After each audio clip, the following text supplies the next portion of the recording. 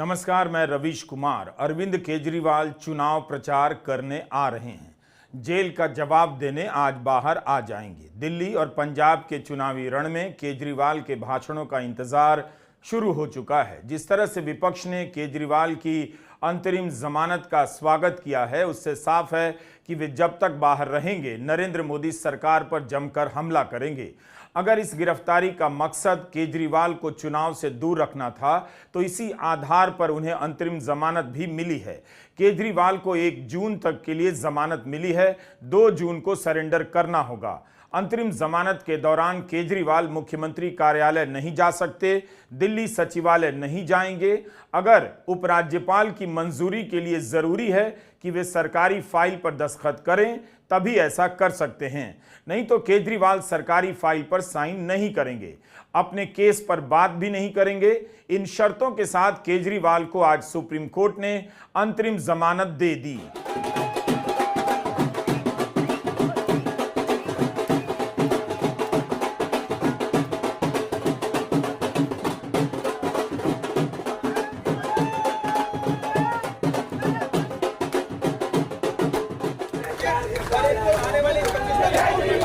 आप ये लड्डू क्यों खिला रहे हो? क्यों खिला रहे हो लड्डू? खुशी में खिला रहे हैं। केजरीवाल के पोस्टर को ही उनका कार्यकर्ता लड्डू खिला रहा है, इस खुशी में कि अब वे जेल की दीवारों से बाहर आएंगे। बार बार जमानत रद्द होने से पार्टी को यकीन नहीं था कि आज जमानत मिल जाएगी और आज ही बाहर आएंगे। आम आदमी पार्टी ने अपने सारे कार्यक्रम रद्द कर दिए हैं। तिहाड़ के बाहर कार्यकर्ताओं ने पहुंचना शुरू कर दिया है। पार्टी ऑफिस पहुंचकर भाषण की भी तैयारी हो रही है। जैन साथियों, सत्य परेशान हो सकता है, पराजित नहीं। आज माननीय सर्वोच्च न्यायालय का ऐतिहासिक फैसला आया। चुनाव के प्रचार के लिए अंतरिम जमानत की राहत अरविंद केजरीवाल को देना एक बहुत ही स्वागत योग्य फैसला है। हम सब लोग इसका स्वागत करते हैं और अब पूरे देश में एक सकारात्मक वातावरण बनेगा। जो अन्याय, अत्याचार और तानाशाही है देश के प्रधानमंत्री और भारतीय जनता पार्टी की, उसका अंत होगा। अब देश केजरीवाल का कमाल देखेगा। कोर्ट की टिप्पणियों से केजरीवाल की गिरफ्तारी के पीछे की राजनीति का भी पर्दा उठता है। जस्टिस संजीव खन्ना ने कहा कि ईडी ने ECIR यानी FIR अगस्त 2022 में दर्ज की। 1.5 साल तक केजरीवाल वहीं रहे। गिरफ्तारी पहले या बाद में भी हो सकती थी। 21 दिन इधर या उधर होने से कोई फर्क नहीं पड़ेगा। कोर्ट ने कहा कि 26 नवंबर 2022 को अभियोजन पक्ष की पहली शिकायत दर्ज हुई। उसके बाद ईडी ने 4 पूरक शिकायतें दायर की। CBI ने एक चार्जशीट फाइल की और 2 पूरक चार्जशीट भी। केजरीवाल की गिरफ्तारी में बहुत देरी हुई है। यही वो सवाल था जिसका जवाब ईडी से देते नहीं बना। कोर्ट ने कहा कि केजरीवाल मार्च महीने में गिरफ्तार हुए। उनकी गिरफ्तारी बहुत पहले या बाद में भी हो सकती थी। ईडी को खूब मौका दिया कोर्ट ने कि बताइए इसी वक्त क्यों गिरफ्तार किया गया। ईडी का जवाब कभी आसमान में जाता था, कभी पाताल में। सुनवाई के दौरान भी जस्टिस खन्ना और जस्टिस दत्ता की बेंच बार बार यही सवाल करती रही कि इसी वक्त क्यों गिरफ्तारी हुई है। जब ईडी की ओर से वकील SV राजू ने मांग की कि केजरीवाल इस केस के बारे में कुछ नहीं कहें, तब इस पर भी जस्टिस खन्ना ने कहा कि संजय सिंह के मामले से तुलना मत कीजिए। आप जानते हैं कि संजय सिंह को शर्तों के साथ जमानत मिली है, वे अपने केस की बात नहीं कर सकते। लेकिन जब अंतरिम आदेश आया तो उसमें साफ साफ लिखा है कि केजरीवाल भी संजय सिंह की तरह अपने केस पर बात नहीं कर पाएंगे।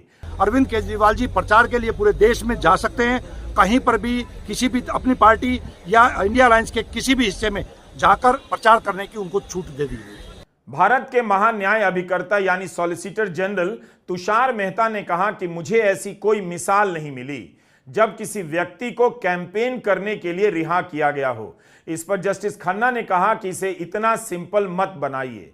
कोर्ट ने कहा कि अरविंद केजरीवाल दिल्ली के मुख्यमंत्री हैं, एक राष्ट्रीय पार्टी के नेता हैं। इसमें शक नहीं कि उन पर गंभीर आरोप लगाए गए हैं, लेकिन अभी दोष साबित नहीं हुआ है। उनका कोई आपराधिक रिकॉर्ड नहीं है, वे समाज के लिए खतरा नहीं है। इस केस में जांच अगस्त 2022 से पेंडिंग है, लंबित है। यही नहीं, उनकी गिरफ्तारी वैध है या नहीं, इस पर सुनवाई चल रही है और इसी पर अंतिम फैसला नहीं आया है। इतने दिनों से सुनीता केजरीवाल ने प्रचार करना सीख लिया, मगर एकदम से अचानक इस जिम्मेदारी को संभालना उनके लिए आसान नहीं रहा होगा। पार्टी का प्रमुख ही जेल में हो तो चुनाव के समय पार्टियां बिखर जाती हैं। ईडी इसी बात पर विरोध करती रही कि क्या किसी दुकानदार को जमानत दी जा सकती है कि उसे किराने की दुकान चलानी है, क्या किसी किसान को जमानत दी जा सकती है कि उसे बीज की रोपाई करनी है। सुप्रीम कोर्ट ने कहा कि केजरीवाल की गिरफ्तारी की तुलना इन बातों से नहीं की जा सकती। किसान को बीज रोपने के लिए जमानत दी जा सकती है या किसी को बिजनेस चलाने के लिए, यह बातें अलग हैं। अंतरिम बेल और रिहाई के सवाल पर विचार करते हुए कोर्ट संबंधित व्यक्ति से जुड़ी स्थितियों पर भी विचार करता है। उन सभी को अनदेखा करना गलत होगा। केजरीवाल एक राजनेता हैं, इस बात को अनदेखा करना नैतिक रूप से गलत होगा। दिल्ली हाईकोर्ट ने चुनाव में प्रचार करने की दलील खारिज कर दी थी, जबकि उसी के आसपास केरल हाईकोर्ट ने केरला के पूर्व वित्त मंत्री थॉमस आइजैक के मामले में ईडी के समन पर रोक लगा दी, यह कहते हुए कि चुनाव इस वक्त ज्यादा जरूरी है, मगर दिल्ली हाईकोर्ट में यही दलील नहीं चल पाई। ये पीएमएलए जैसे मामले में, जिसमें केंद्र की पूरी सरकार, उनकी पूरी आर्टिलरी, पूरी मशीनरी एक मुख्यमंत्री को जेल में रखना चाह रही थी, और ऐसे मामलों में जहां पे महीनों महीनों बिना सबूतों के लोगों को जेल में रखा गया, उनकी इंटरिम बेल 40 दिन में होना, मुझे लगता है कि कोई चमत्कार से बड़ा ही कुछ है। और ये सुप्रीम कोर्ट के माध्यम से, मेरा मानना है, ऊपर वाले का एक इशारा है, ऊपर ईश्वर का इशारा है कि जो भारत में चल रहा है उसमें बदलाव आना जरूरी है। और मेरा मन कहता है कि ये अपने भक्त अरविंद केजरीवाल जी के लिए बजरंग बली हनुमान जी का आशीर्वाद है कि एक चमत्कार की तरह आज वो जेल से बाहर आएंगे। और मुझे लगता है कि इसका बड़ा मकसद है, ये कोई साधारण बात नहीं है, ये बहुत असाधारण बात है जो हो रही है। और एक बड़े मकसद के लिए अरविंद केजरीवाल जी जेल से बाहर आ रहे हैं, और आपको कुछ दिनों के अंदर दिखेगा कि देश के अंदर अब बड़े बदलाव इनकी रिहाई के साथ दिखने लगेंगे। ईडी ने 9 मई की सुनवाई में पुरजोर तरीके से केजरीवाल की बेल का विरोध किया। कहा कि चुनाव के लिए प्रचार करना मौलिक अधिकार नहीं है, कानूनी अधिकार नहीं है और संवैधानिक अधिकार भी नहीं है। ईडी ने यह भी कहा कि राजनेता सामान्य नागरिक से ऊंचा दर्जा होने का दावा नहीं कर सकता, वो अलग व्यवहार का हकदार है ही नहीं। ईडी ने कहा कि हमारी जानकारी में किसी भी राजनेता को प्रचार करने के लिए जमानत नहीं दी गई, वो भी ऐसे में जबकि वो चुनाव भी नहीं लड़ रहे। उम्मीदवार को भी अपनी कैंपेनिंग के लिए अंतरिम बेल नहीं मिलती है। पिछले 5 वर्षों में 123 चुनाव हुए, और अगर कैंपेन करने के लिए अंतरिम बेल दी जाने लगेगी तब किसी भी राजनेता को गिरफ्तार कर न्यायिक हिरासत में नहीं रखा जा सकता, क्योंकि साल भर चुनाव चल रहे होते हैं। ईडी ने केजरीवाल को जेल में रखने के लिए तर्कों का अजब अजब आविष्कार किया, वो भी एक अलग से उस पर बात होनी चाहिए। ये भी प्रावधान है कानून में कि अगर किसी को सजा हो जाए और कोर्ट कहे कि साहब इस सजा को हम स्टे कर देते हैं, तो वो प्रचार में हिस्सा ले सकता है ना। तो जिसको सजा हो जाए उसको कोर्ट स्टे करके हक दे सकता है कि आप जाकर प्रचार कीजिए, चुनाव है तो प्रचार कीजिए। वो भी हक दे सकता है कि आप अपना नॉमिनेशन फॉर्म भी फाइल कीजिए, आप चुनाव भी लड़ सकते हो। अब इनसे पूछिए कि हार्दिक पटेल कैसे चुनाव लड़े थे। हार्दिक पटेल जी की कन्विक्शन थी, हाई कोर्ट ने स्टे नहीं दिया, हार्दिक जी सुप्रीम कोर्ट आए, सुप्रीम कोर्ट ने स्टे दे दिया, हार्दिक जी चुनाव लड़े, हार्दिक जी बीजेपी में शामिल हो गए। तो जिसके खिलाफ सबूत है,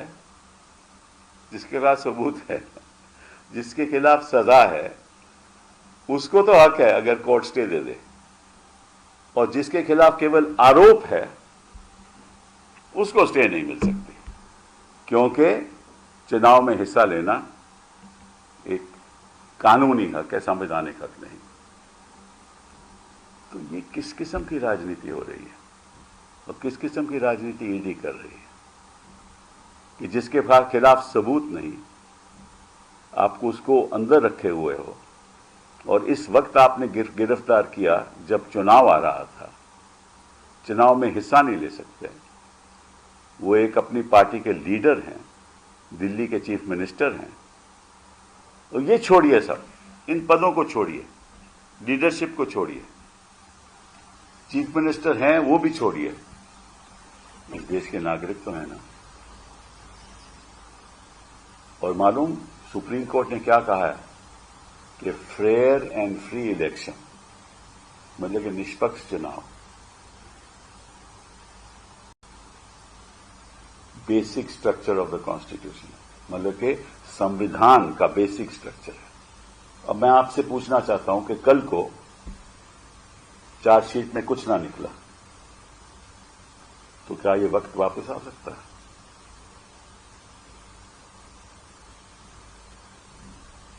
नहीं आ सकता ना। मतलब कि आपने एक राजनीतिक दल के साथ इतना अन्याय किया, एक सरकार के साथ इतना अन्याय किया कि उसके चीफ मिनिस्टर को आपने तिहाड़ में रखा, कोई सबूत नहीं आज तक, कोई मनी ट्रेल नहीं। अति विशिष्ट परिस्थितियों के चलते अंतरिम बेल दी गई है जो रेगुलर बेल से अलग होती है। क्या यह बहस का मुद्दा नहीं? कोर्ट ने कहा कि लोकसभा का चुनाव है वो इस साल का सबसे बड़ा आयोजन है। 65-70 करोड़ वोटर अपना वोट देंगे और 5 साल के लिए सरकार चुनेंगे। इसका जो महत्व है उस कारण से इस तर्क को खारिज करते हैं कि अंतरिम बेल या रिहाई किसी नेता को आम आदमी से बड़ा बना देती है। ईडी की पूरी दलील इस तरह से खारिज हो जाती है। इसी दलील पर अभिषेक मनु सिंघवी अड़े रहे कि केजरीवाल को चुनाव प्रचार में शामिल होने से रोकने के लिए गिरफ्तार किया गया। इससे समतल जमीन नष्ट हो जाती है। एक पार्टी के नेता को जेल में डाल देने से बराबरी नहीं आ सकती। संजय सिंह भी जेल से रिहा होते ही पार्टी ऑफिस पहुंचे और उनके उस भाषण से पार्टी के कार्यकर्ताओं में जान आ गई। आज केजरीवाल भी जेल से निकलकर पार्टी दफ्तर पहुंच सकते हैं और भाषण देंगे। केजरीवाल के पास दिन बहुत कम है, लेकिन 50 दिनों की जेल ने उनके भीतर कहने के लिए बहुत कुछ भर दिया होगा। ये और बात है कि इस समय तक लोकसभा के 3 चरणों का मतदान हो चुका है और चौथे चरण के प्रचार के लिए 1 ही दिन बचा है। केजरीवाल को चुनाव प्रचार के लिए 21 दिन ही मिलेंगे।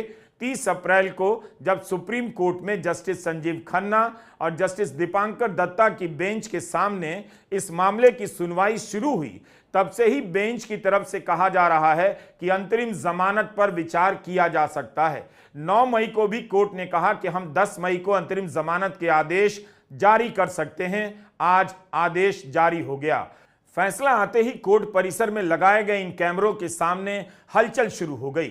खबर आज के लिए बहुत बड़ी हो गई क्योंकि कोर्ट ने केजरीवाल को आज ही रिहा करने का निर्देश दिया है। केजरीवाल 50 दिनों से जेल में बंद है। 50 दिनों के प्रयास के बाद 21 दिनों के लिए अंतरिम जमानत पर बाहर आ रहे हैं। ईडी की विशेष अदालत और दिल्ली हाई कोर्ट में चुनाव के दौरान गिरफ्तार किए जाने की दलील नहीं टिकी, उनकी जमानत रद्द हो गई, लेकिन सुप्रीम कोर्ट ने अंतरिम जमानत दे दी। अभिषेक मनु सिंघवी की यह बड़ी कामयाबी है। पीएमएलए जैसे मामले में बड़े बड़े वकीलों के लिए भी जमानत दिला पाना मुश्किल होता है, लेकिन लगता है कि अभिषेक मनु सिंघवी ने अपनी वकालत से पीएमएलए के डरावने प्रावधानों का काट निकाल लिया है। सिंघवी ने जमानत की अर्जी नहीं दी बल्कि गिरफ्तारी की वैधता को चुनौती दी। आज के अंतरिम आदेश के बाद सिंघवी का एक ट्वीट आया जिसके बारे में आपको जानना चाहिए। अभिषेक मनु सिंघवी लिखते हैं कि केजरीवाल के आदेश के बाद मीडिया से अर्जी आ रही है कि बात करूं, लेकिन जब से मैं प्रवक्ता बना हूं कभी भी मैंने कोर्ट और प्रवक्ता के काम में मिलावट नहीं की। जिस केस में मैं बहस करता हूं, जब तक सुनवाई चल रही होती है उसे लेकर बाहर राजनीतिक रूप से बयान नहीं देता, इसलिए मीडिया से क्षमा चाहता हूं। जब फैसला आ जाएगा तब इसके व्यापक परिप्रेक्ष्य पर बात करूंगा। यह हमारे लोकतंत्र की बहुत बड़ी खूबी है कि जिसे भारत सरकार और उसकी मशीनरी ने मोस्ट वांटेड बना दिया हो वह 6 हफ्ते में बाहर आ जाता है। हमें लड़ना होगा और उम्मीद नहीं छोड़नी होगी। इस केस में विवेक जैन का सहयोग अभूतपूर्व रहा है। ममता बनर्जी ने ट्वीट कर बधाई दी और लिखा कि मुझे यह देखकर बहुत खुशी हुई कि अरविंद केजरीवाल को अंतरिम बेल मिली है। यह मौजूदा चुनाव के संदर्भ में मददगार साबित होगा। अखिलेश यादव ने ट्वीट कर लिखा है कि दिल्ली के लोकप्रिय मुख्यमंत्री श्री अरविंद केजरीवाल जी की जमानत सत्य की एक और जीत है। इंडिया गठबंधन की शक्ति और एकजुटता भाजपा के दुख दर्द देने वाले राज से भारत की जनता को मुक्ति दिलवाने जा रही है।